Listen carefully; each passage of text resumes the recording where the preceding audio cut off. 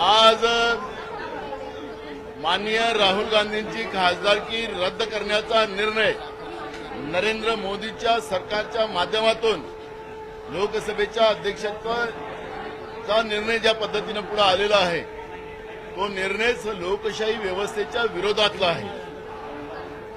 ज्याप्रमाणे गेल्या 9 वर्षामध्ये नरेंद्र मोदीचं सरकार आपल्या मित्रांसाठी जे राज्य करते आहे, ललित मोदी असेल, नीरव मोदी असेल, मेहुल चोक्सी असेल, विजा मल्ल्या असेल, अशा अनेक नावं आपल्याला त्याच्यामध्ये मोजता येईल।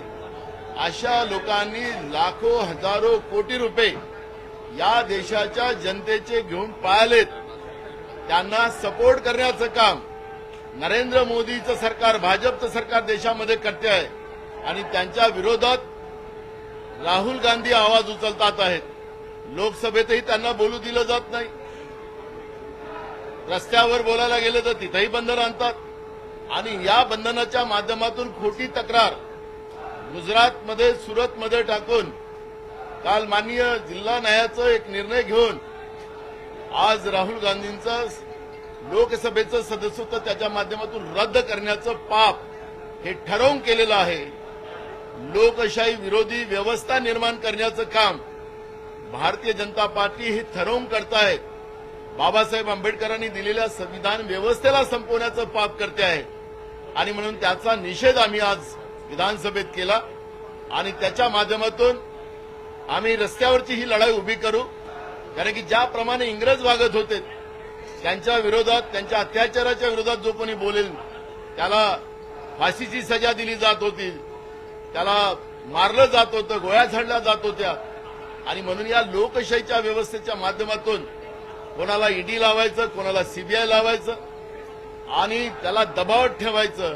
पण राहुल गांधींनी सांगितलं तुम्ही कुठेही टाका, मी तुमच्या विरोधात जे काही पाप देशातलं, रिझर्व्ह बँक लुटून टाकली तुम्ही लोकांनी, देशाची तिजोरी लुटली आणि म्हणून मी तुमच्या विरोधात बोलेल अशी भूमिका सातत्यानं मांडणारे राहुल गांधींना आज त्यांचं लोकसभेचं सदस्यत्व रद्द केलं, त्याचा आम्ही निषेध करतो आणि भारतीय जनता पार्टीच्या कृतीचा आणि नरेंद्र मोदीच्या सरकारचा आम्ही धिक्कार करतो।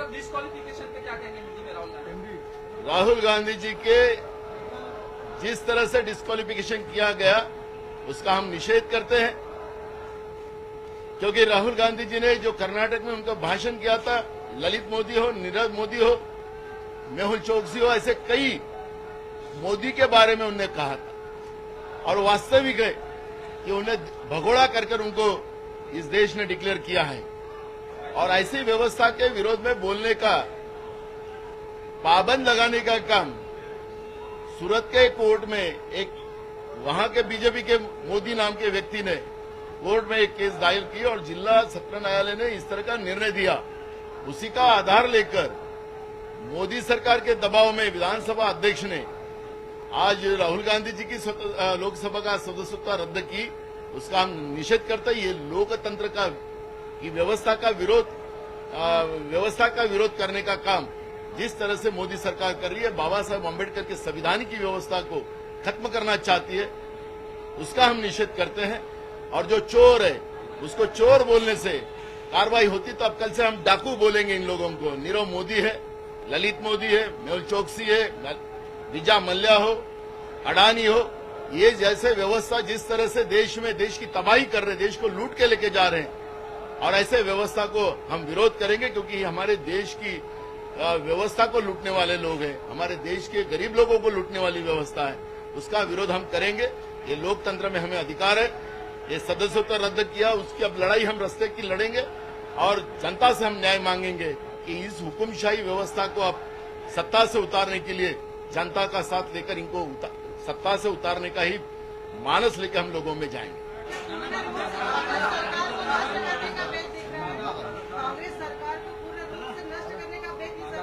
देखो, सभी विरोधी दलों को, क्योंकि उनके जो राष्ट्रीय अध्यक्ष जेपी नड्डा, उन्होंने स्पष्ट कहा था कि हम जितनी भी लोकल स्टेट बॉडियां है, उनको पार्टियां है, उनको हम उद्ध्वस्त करेंगे, जाहिर में कहा है। और इसलिए इनका मानसिक जो स्तर है डेमोक्रेसी को खत्म करने का, बीजेपी का, इस बहाने स्पष्ट होता है। राहुल गांधी जी की सदस्यता रद्द करना ये लोकतंत्र की व्यवस्था को खत्म करने की व्यवस्था बीजेपी बना रही है। इसमें अब कोई दो मत नहीं है। ये जनता की लड़ाई है, लड़ेंगे हम और उसमें हमारी जीत होगी। पत्रकार मित्रांनो, आपल्याला सगळ्यांना माहिती आहे की ह्या लोकसभेमध्ये ही दुसरी घटना घडली। काही महिन्यापूर्वी राष्ट्रवादी काँग्रेस पार्टीचे मोहम्मद फैजल यांनाही अशाच पद्धतीनं खासदार पदावरून त्यांना काढून टाकण्यात आलं, खासदारकी त्यांची रद्द करण्यात आली। आणि आज राष्ट्रीय नेते राहुल गांधींच्या बाबतीमध्ये तशा प्रकारचा निर्णय दिला। वास्तविक मतमतांतर असू शकतं, वैचारिक भूमिका वेगवेगळ्या राजकीय पक्षांची वेगवेगळी असू शकते, परंतु माझ्या माहितीप्रमाणे देशाला स्वातंत्र्य मिळाल्यानंतर आजपर्यंत असं काही कुणाचं सभा खासदारकी पद घालवल्याचं आपल्याला तरी काही, मला तरी काय आठवत नाही। आणि हे संविधानामध्ये बसत नाही, हे लोकशाहीमध्ये बसत नाही। वास्तविक प्रत्येकाला आपलं आपलं म्हणणं मांडण्याचा अधिकार हा असला पाहिजे, तो कायद्याने, घटनेने, संविधानाने त्यांना दिलेला आहे। आणि असं असताना आज ज्या प्रकारचा निर्णय पार्लमेंटनी घेतलेला आहे, लोकसभेने घेतलेला आहे, तो निर्णय अतिशय आपल्या लोकशाहीला धक्का देणार आहे। त्याचा आम्ही तीव्र शब्दामध्ये निषेध करतो, धिक्कार करतो। हे आपल्या महाराष्ट्रात शाहू फुले आंबेडकरांच्या ज्यांनी जी आपल्याला घटना दिली किंवा विचार दिले, त्या महापुरुषांनी जे काही आपल्याला सांगितलं ते कशातच त्याच्यामध्ये बसत नाही। आणि हे का असं घडायला लागलंय हे कळायला मार्ग नाही, कारण मी माझा आता अंतिम आठवड्या प्रस्तावावर माझं भाषण चाललेलं होतं आणि त्याच वेळेस ही बातमी आम्हाला कळली। म्हणून ताबडतोबच विरोधी पक्षांनी सगळ्यांनी हा मुद्दा अध्यक्षांच्या समोर उपस्थित केला आणि त्याच्यातनं वॉकआउट केलेलं आहे। वास्तविक हे जनता काही बघत नाही अशातला भाग नाही, जनता हे सगळं बघते। कुणी राज्यकर्त्यांनी, आणि राज्यकर्ते असो किंवा ते राज्यकर्ते असो, राज्यकर्ते असताना सगळ्यांना बरोबर घेऊन जायचं असतं, ही आपली देशाची परंपरा आहे, ही आजपर्यंत देशाची पद्धत आहे। परंतु त्यालाच तिलांजली देण्याचं काम ह्या निर्णयाच्या निमित्तानं आपण पाहतोय आणि अशा प्रकारचा हा दुसरा निर्णय आहे। वास्तविक पाठीमागे जर आपण पाहिलं तर असंच इंदिराजींच्या बाबतीमध्ये थोडंसं वेगळ्या पद्धतीनं त्यावेळेसचं सरकार वागलं, ते भारतातल्या जनतेला अजिबात आवडलं नाही। आणि ज्या इंदिराजींना 77 साली पराभूत केलेलं होतं आणीबाणीच्या निमित्तानं, त्याच इंदिराजींना पुन्हा 80 साली प्रचंड बहुमताने पुन्हा देशाचं पंतप्रधान पदावर बसवण्याचं काम भारतातल्या जनतेने लोकशाही पद्धतीनं मतदानाच्या द्वारे केलं आणि हे आपण सगळ्यांनी त्या काळामध्ये अनुभवलेलं आहे। आणि त्याच्यामुळे आताच्याही काळामध्ये ह्या ज्या काही घटना घडतायत हे सर्वसामान्य माणसांना अजिबात पटणाऱ्या नाहीयेत, अजिबात आवडणाऱ्या नाहीयेत। आणि त्याच्यामुळं हे जे काही घडलेलं आहे त्याचा पुन्हा एकदा मी तीव्र शब्दामध्ये निषेध करतो। धन्यवाद।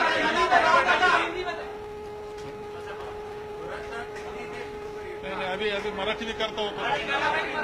राहुल गांधी यांचं सदस्यत्व लोकसभेचं रद्द केलं, हा लोकशाहीवरील हल्ला आहे। भारत जोडो यात्रेनंतर भारतीय जनता पक्ष राहुलजींना आणखी घाबरायला लागला, हे सिद्ध करणारा अशा प्रकारचा हा निर्णय आहे। त्यांनी संपूर्ण देशामध्ये पायी चालून 3560 किलोमीटरमध्ये माणसांची मनं जोडण्याचं काम केलं, देशातली मनं जोडण्याचं काम केलं। हे भारतीय जनता पक्षाला नको आहेत। त्यांनी जे लोकसभेमध्ये भाषण केलं आणि त्यांनी जे संबंध केंद्र सरकारचे, पंतप्रधानांचे आणि अदानींचे आहेत, यावर उत्तर मागितलं, ते उत्तर देण्याकरता स्वतः पंतप्रधान अजिबात तयार नाही। त्यांनी जी काही जॉईंट पार्लमेंटरी कमिटी मागितली ही देण्यास तयार नाही। उलट त्यांनी परदेशातले जे आरोप त्यांच्यावर झाले त्याच्याकरता उत्तर देण्याकरता ते तयार होते, पण उत्तर देण्याकरता त्यांना संधी दिली नाही। त्यांचा आवाज दाबण्याचा हा प्रयत्न आहे।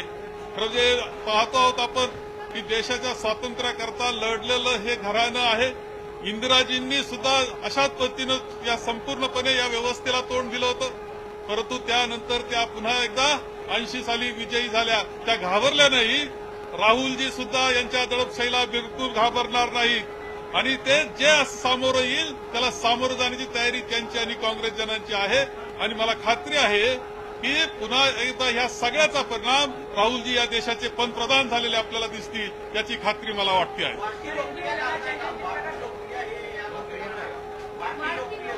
मी आपल्याला सांगितलं की भारत जोडो नंतर तर पूर्णपणे चित्र देशामध्ये बदललेलं आहे.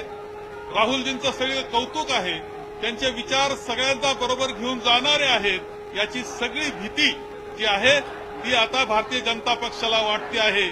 त्यांनी लोकशाहीकडून दडपशाहीकडे हुकुमशाहीकडे वाटचाल सुरू केलेली आहे याचा हा पुरावा आहे.